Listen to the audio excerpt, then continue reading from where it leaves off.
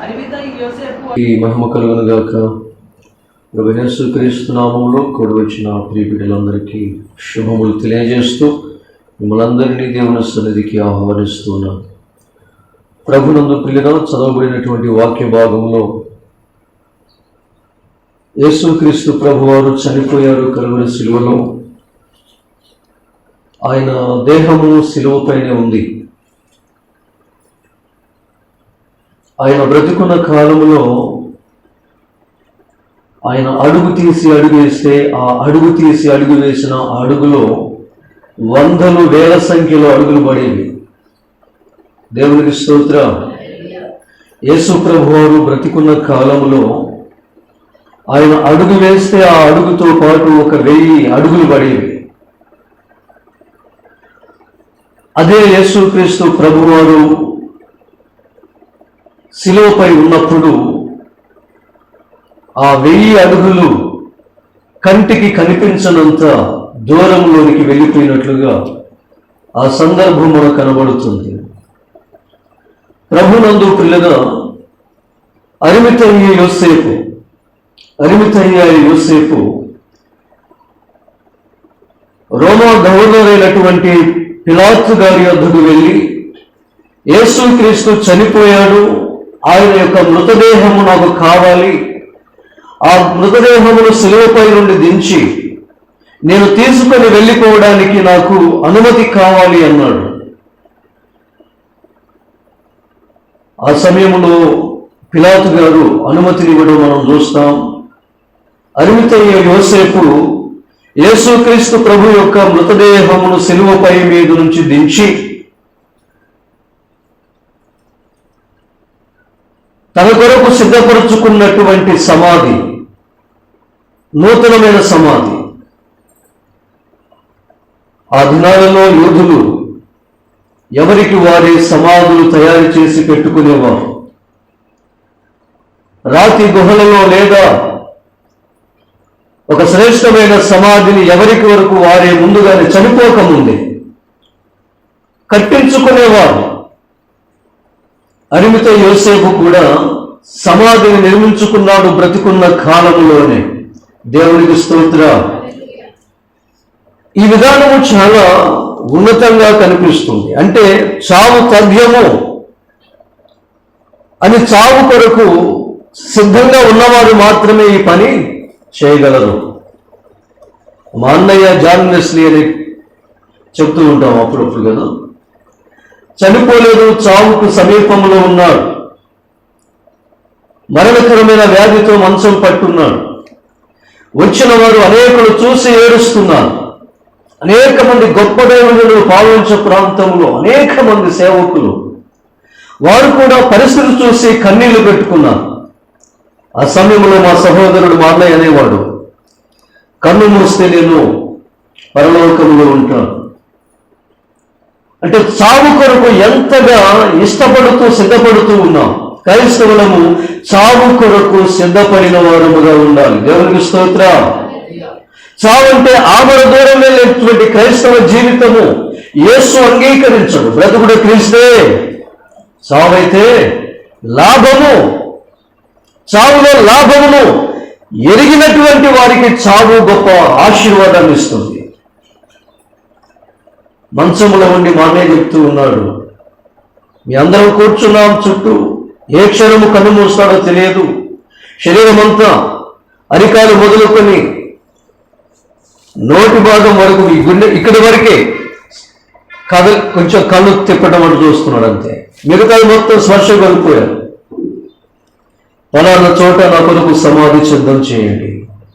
అక్కడ గేదెలకు గడ్డి పెట్టారు, ఎండుగడ్డి. ఆ గడ్డి తీసేయండి త్వరగా, అక్కడ త్వరగా శుభ్రం చేయండి. ఇదిగో నన్ను సమాధి చేసేటప్పుడు ఫలానా డ్రెస్ ఉంది కదా, ఆ డ్రెస్తోనే నన్ను సిద్ధపరచండి. ఎంత అద్భుతమైనటువంటి సాక్ష్యం. ప్రభునందు ప్రియులుగా యేసుక్రీస్తు ప్రభువారు చనిపోయే సమాధి శిలువపై ఉన్నారు. ఆయన యొక్క మృతదేహమును అరిమతయ్య యోసేపు తీసుకొని పర్మిషన్ తీసుకొని ఆ మృతదేహమును శిలువపై నుంచి దించి క్రొత్త బట్టలతో ఆయనను సిద్ధపరిచి, ఆ మృతదేహమును సిద్ధపరిచి, తన కొరకు సిద్ధపరుచుకున్నటువంటి సమాధి ఒకటి ఉంది ఆ శిలువ సమీపంలో. తీసుకుని వెళ్ళి తనతో పాటు మరొక వ్యక్తి ఉన్నారు, నికోదేము. వారిరువురు కలిసి ఆ సమాధి యొద్దకు యేసు ప్రభు యొక్క మృతదేహమును తీసుకుని వెళ్ళి ఆ మృతదేహమును ఆ సమాధిలో పెట్టినట్లుగా మనం చూస్తున్నాం. ఈ అరిమతయి యోసేపు యేసు ప్రభు నందు విశ్వాసం ఉంచినవాడు, యేసు ప్రభు యొక్క భక్తుడు. దేవునికి స్తోత్రం. యేసు ప్రభు యొక్క శిష్యుడు అని రాయబడి ఉంది. ప్రభు నందు ప్రియులుగా మత్తయి సువార్త 26వ అధ్యాయము, మత్తయి సువార్త 26వ అధ్యాయము 33 నుండి 35 వచనాలు చదువుకుందాం. అందుకు పేతురు, నీ విషయంలో అందరూ, ఈ ప్రపంచమంతా వ్యతిరేకమైన నీ విషయంలో నేను నీకు వ్యతిరేకంగా ఉండను ప్రభువా. దేవునికి మహిమ కలుగును గాక. యేసు ప్రభు వారు చెప్పారు, నేను మరణం పొందబోతున్నాను, నేను చనిపోబోతున్నాను. ఇదిగో నేను చనిపోయి పాతి పెట్టబడి 3వ దినమున లేస్తాను. ఇదిగో పాపిష్టులైన మనుషులు నన్ను బంధిస్తారు, నన్ను తీసుకొని వెళతారు అని చెప్పినప్పుడు, ప్రభువా నీ కొరకు అవసరమైతే నేను ప్రాణము పెడతాను ప్రభు అన్నాడు పేతురు. తనతో ఉన్నటువంటి మిగతా శిష్యులందరూ కూడా అదే మాట పలికారు, ప్రభువా నీవు చనిపోతూ ఉంటే మీ శిష్యులము మేము, నిన్ను ఒంటరిగా విడిచిపెట్టి ఎలా ఉంటామనుకుంటున్నారు మీరు? అవసరమైతే నీ కొరకు చావడానికైనా మేము సిద్ధం. వీరెవరు? యేసు ప్రభు యొక్క శిష్యులు. అరిమతయి యోసేపును గూర్చి బైబిల్ సెలవిస్తుంది శిష్యుడు అని. ఇక్కడ యేసు ప్రభు ఏర్పాటు చేసుకున్నవా, యేసు ప్రభుతో సహవాసం చేస్తున్నటువంటి 12 మంది శిష్యులు ఉన్నారు. ఈ 12 మంది చెబుతున్న మాట, నీ కోసము మా ప్రాణము అర్పిస్తాం. ఈ ప్రపంచము తలకిందులైన పేతురైతే అంటున్నాడు, ప్రభు ఈ 11 మంది నీకు ఒకవేళ వ్యతిరేకమైవచ్చేమో కానీ నేను మాత్రము ఇలాంటి పరిస్థితుల్లో నేను విడిచిపెట్టనయ్యా, నీ కోసం అవసరమైతే నా ప్రాణాన్ని బలిగా అర్పిస్తానన్నాడు. దేవునికి మహిమ కలుగునుగాక. ప్రభు నందు ప్రియులుగా మార్కు సువార్త 15వ అధ్యాయము, మార్కు సువార్త 15వ అధ్యాయము 42 నుండి 47 వరకు చదువుకుందాం.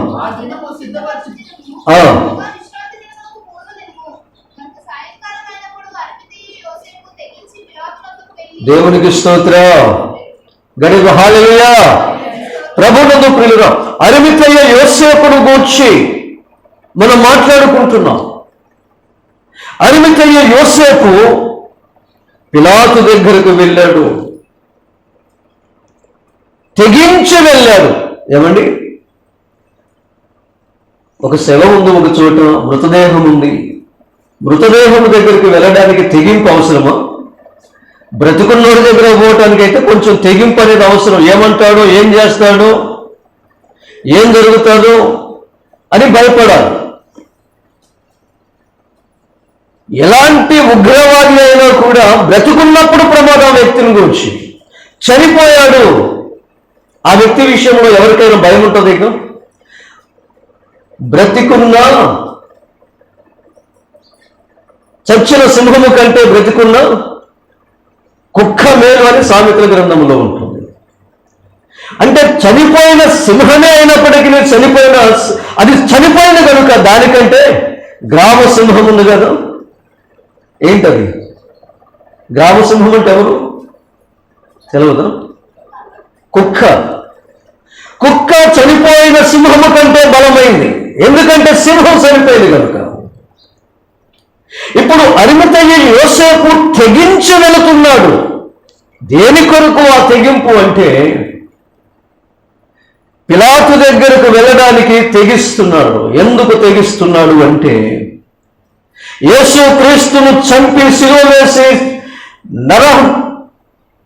భయంకరమైనటువంటి శిక్ష విధించినటువంటి యూదులు ఉన్నారు కదా, ఆయనను ఈడ్చుకొని వెళ్ళి ముఖము మీద ఉమ్మి వేసి తలపై ముళ్ళ కిరీటము పెట్టి కాళ్ళలో చేతులలో మేకులు కొట్టి భారభరితమైన శిలువను మోయించినటువంటి కఠినలు ఉన్న ఉన్నారు కదా, వారు ఒక శాసనము తీసుకొని వచ్చారు.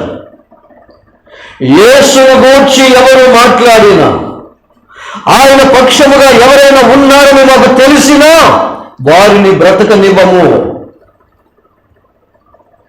ఇప్పుడు అరిమతయి యోసేపు ఎక్కడికి వెళ్తున్నాడు?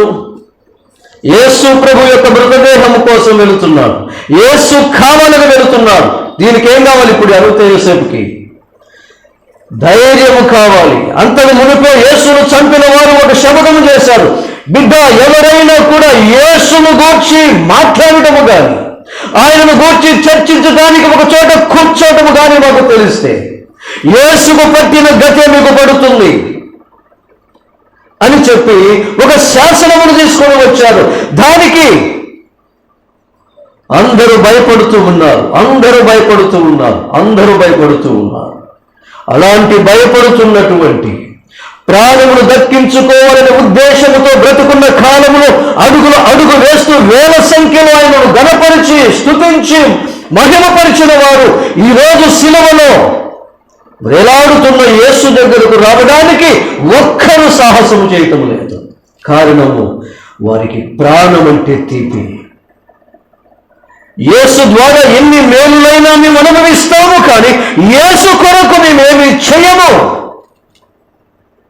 యేసు మా కొరకు ఏమి చేసినా మేము స్వీకరిస్తాము. చనిపోయినా స్వీకరిస్తాము, మా పాపమును మోసినా స్వీకరిస్తాము, కానీ యేసు కొరకు కొంచెము కూడా మేము కష్టపడడానికి, నష్టపోవడానికి అంగీకరించము.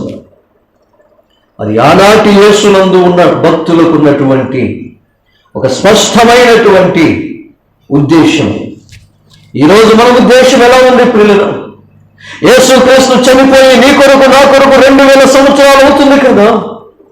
ఆ ప్రభువు నీ కొరకు నా కొరకు సమాధిలో ఇదిగో శిలువపై వేలాడి ఉన్నాడు కదా.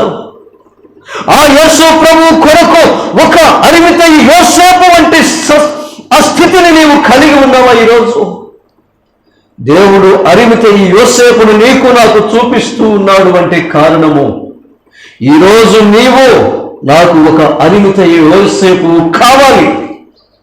అందుకే నీకు ఈ సందేశాన్ని జ్ఞాపకం చేస్తున్నాను అని దేవుడు తెలియజేస్తూ ఉన్నాడు. దేవునికి స్తోత్రం. ప్రభునందు ప్రియురా, యేసును గురించి మాట్లాడినా, యేసు ప్రభు వైపు నడిచినా, యేసు గురించి ఆలోచించినా చంపేస్తాము అని చెప్పి శాసనము తీసుకొని రాబడి ఉన్నప్పటికీ ఆ శాసనమును గుర్తు పెట్టుకున్న అరిమతయి యోసేపు, బ్రతికితే క్రీస్తు కొరకే బ్రతుకుతాను, చావైతే నాకు లాభం. యేసు కొరకు తెగిస్తాను, ఎంతవరకు? చావుకైనా తెగిస్తాను. చంపివేసినా పర్వాలేదు, నన్ను హింసలు పెట్టినా పర్వాలేదు, మరొకసారి యేసుతో పాటు నన్ను సిలువ వేసిన నేను బ్రతికున్నంత కాలము యేసు కొరకు బ్రతుకుతాను, యేసు కొరకే మాట్లాడుతాను, యేసు కొరకే ఆలోచిస్తాను, యేసు వైపే నేను నడుస్తాను అన్నట్లుగా ఆనాటి వేల సంఖ్యలో యేసును గణపరిచిన వారు అడ్రస్ లేకుండా వెళ్ళిపోయిన సమయంలో ఒకే ఒక్కడు ప్రియులగా అరిమతయి యోసేపు తెగింపు కలిగిన వాడై ప్రభువు కొరకు అడుగులు వేశాడు. పిలాతు దగ్గరికి వెళ్ళాడు. విషయం అందరికీ తెలుస్తుంది, ఆయన వెళ్ళిన విషయము. పిలాతును అడుగుతున్నాడు, యేసు మృతదేహము కావాలి. బ్రతుకున్నప్పుడు అద్భుతాలు, ఆశ్చర్య కార్యాలు చేసినప్పుడు నీ జీవితంలో ఎన్నోసార్లు యేసు కావాలన్నావు. యేసు నీ జీవితంలో ఒక్క కార్యం చేయట్లేదా ఈరోజు? యేసుతో నాకేంటి పని? ఇంకా యేసుతో నాకేంటి అవసరము? ఆయన నా జీవితంలో కార్యాలు చేసే వ్యక్తిగా కనబడితేనే ఆయన నాకు కావాలి. ఆయన ఏమి చేయలేని నిస్సహాయ స్థితిలో తనను తాను బ్రతికించుకోలేని నిస్సహాయ స్థితిలో ఆ చెక్క శిలువకు వేలాడుతుంటే ఆయనతో ఇంక నాకు పని ఏంటి అనుకోలేదు అరిమతయి యోసేపు. ఆ శవము కోసమైనా నేను చనిపోతాను, ఆ మృతదేహము దగ్గరకు వెళ్ళి దించితే చాలు, నేను నా సమాధి కొరకు, నా మృతదేహము కొరకు తొలిపించుకున్న సమాధిలో ఆయనను పెట్టిన తరువాత నేను చచ్చి సమాధి, ఒకవేళ సమాధి చేయబడకుండా ఎక్కడ చంపేస్తే అక్కడ మట్టిలో కలిసిపోయి నిర్వీర్యమైపోవడానికి కూడా నేను సిద్ధమే. కానీ యేసు మృతదేహము మాత్రము నాకు కావాలి. ఆయన బ్రతికినా కావాలి, చనిపోయినా కావాలి. ఆయన నాతో మాట్లాడిన యేసు కావాలి, ఆయన నాతో మాట్లాడకపోయిన యేసు కావాలి. నా జీవితంలో మేలు చేసిన యేసు నాకు కావాలి, ఆయన ఏ మేలు చేయకపోయిన యేసు నాకు కావాలి. దేవునికి స్తోత్రం. ఈ తత్వము, ఈ తెగింపు దేవుడు నీ నుండి, నా నుండి, మన నుండి కోరుతూ ఉన్నాడు. ప్రియుడా, తెగించి వెళ్ళాడు. ఆయన కోరుకున్నది, ఆయన కావాలనుకున్నటువంటి కార్యక్రమాన్ని ముగించుకున్నాడు. దేవునికి స్తోత్రం. యోహాను సువార్త 20వ అధ్యాయము 19వ వచనం. యోహాను సువార్త 20వ అధ్యాయము 19వ వచనం చూద్దాం.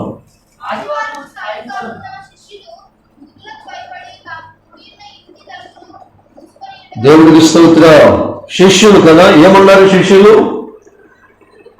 నీ కోసము అవసరమైతే మా ప్రాణం పెడతాం ప్రభు. ఏమనుకుంటున్నావు నువ్వు? నేను నిన్ను నమ్ముకున్నవాడిని ప్రభు అంటున్నాడు పేతురు. నీ సంఘములో సభ్యుని ప్రభు. ఏమనుకుంటున్నారు? నీ కోసం నాయనా నేను ఏమైనా చేస్తున్నాను. చూడండి, ప్రార్థన టోస్ట్ చేస్తున్నాడు, కానుకలు ఇస్తున్నాను, వాక్యము చదువుతున్నాను, పాటలు పాడుతున్నాను, వాక్యం బోధిస్తున్నాను, వాక్యము చదువుతున్నాను, వింటున్నాను, బైబిల్ ఉంది నాకు, బాప్తిసం తీసుకున్నాను. ఇదిగో ప్రభువా, ఏ సభ దగ్గరికి వెళుతున్నాను. ఏంటి ప్రభువా, ఇలాంటి వాడిని నీ కోసము ప్రాణం పెట్టలేనా? ఇవన్నీ చేస్తే ప్రాణం పెట్టేటువంటి దానికి గుర్తు కానే కాదు ప్రియుడా. ఇవన్నీ చేయాలి, కానీ ఇవే దేవుని కొరకు తెగించేటువంటి లక్షణాలకు గుర్తులు కావి. నీకోసము ప్రాణం పెడతారన్నటువంటి వారు ఈ రోజున ఎక్కడున్నారు? తలుపుకు తాళం వేసుకొని బిక్కుబిక్కుమంటూ ఒక గదిలో ఎవరు మాట్లాడుతున్నా ఒకరి మాట ఒకరికి వినబడినంత నిశ్శబ్దంగా భయపడుతూ వణుకుతూ కూర్చున్నారు. కారణం ఏంటో తెలుసా? వారేమి యేసు ప్రభు దగ్గరికి వెళ్ళినటువంటి వారు కాదు. యేసు ప్రభు మృతదేహము కావాలని పిలాతు దగ్గరికి వెళ్ళిన వారు కాదు.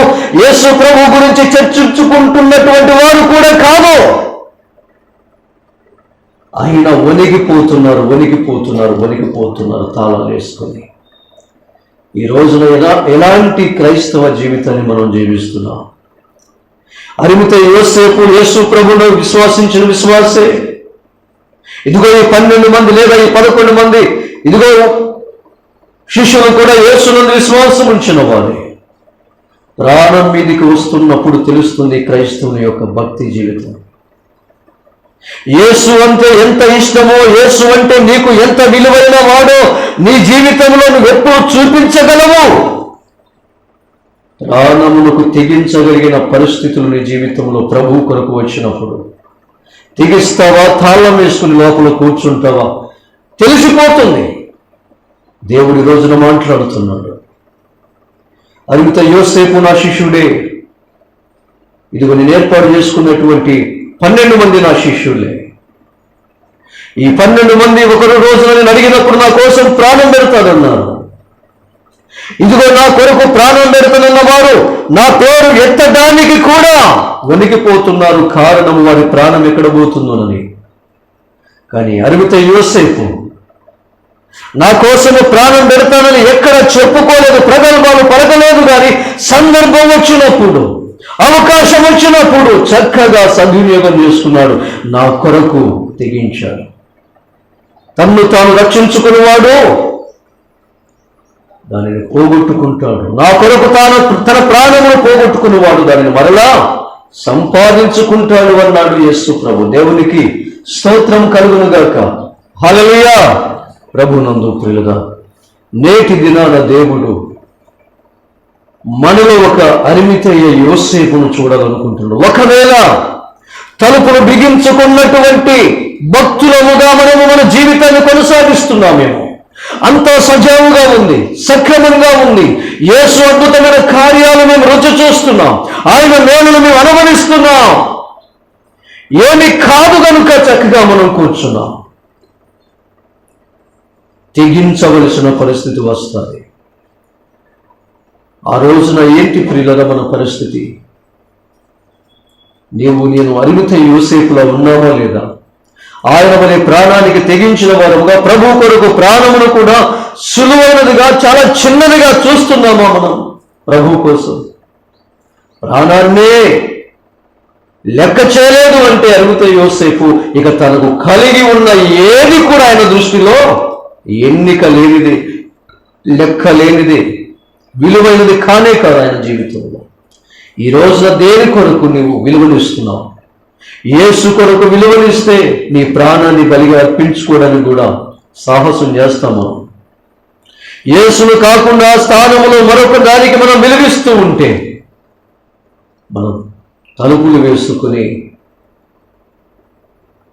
యేసు అంటే ఎవరో నాకు తెలియదు అన్నటువంటి పేతురు వలె మన జీవితము సాగుతున్న క్రైస్తవ జీవితం అయితే ప్రియులారా, మనము పరలోకాన్ని సంపాదించుకోలేము. ప్రభు రాకడలో ఆయనతో పాటు ఎత్తబడలేము. ప్రభు రాకడ దినాల సమీపంలో మనం ఉన్నాం. ప్రియులారా, నీటి బుడగ వంటి మన జీవితం ఏ సమయంలో ఎక్కడ రాలిపోతుందో మనకు తెలియనటువంటి జీవితాన్ని మనం జీవిస్తున్నాం. ప్రతి వస్తువుకు ఒక గ్యారంటీ ఉంటుంది. అరిమితయ్య యోసేపు నిర్మించుకున్న సమాధికి ఒక స్థిరం ఉంది, కానీ అరిమితయ్య యోసేపు జీవితానికి స్థిరము లేదు. అందుకే ఎరిగిన వాడే, సత్యమును గ్రహించిన వాడే, నేను నిర్మించుకున్న సమాధి స్థిరంగా ఉంటుంది, ఆ సమాధిలో పెట్టబడుతున్న ఆ సమాధిని నిర్మించిన నేను మాత్రము ఈ లోకంలో స్థిరముగా ఉండను, ఏదో ఒక రోజు ఈ లోకాన్ని వదిలిపెట్టాలని గుర్తించారు. ప్రభువు కొరకు బ్రతుకుచున్న వారు ఈ రోజైనా చనిపోయేది అవకాశం వచ్చినప్పుడు ప్రభు విషయంలో నేనెంత గొప్పగా ఉన్నానని నేను నిరూపించుకోవాలని తాపత్రయపడతారు క్రైస్తవులు.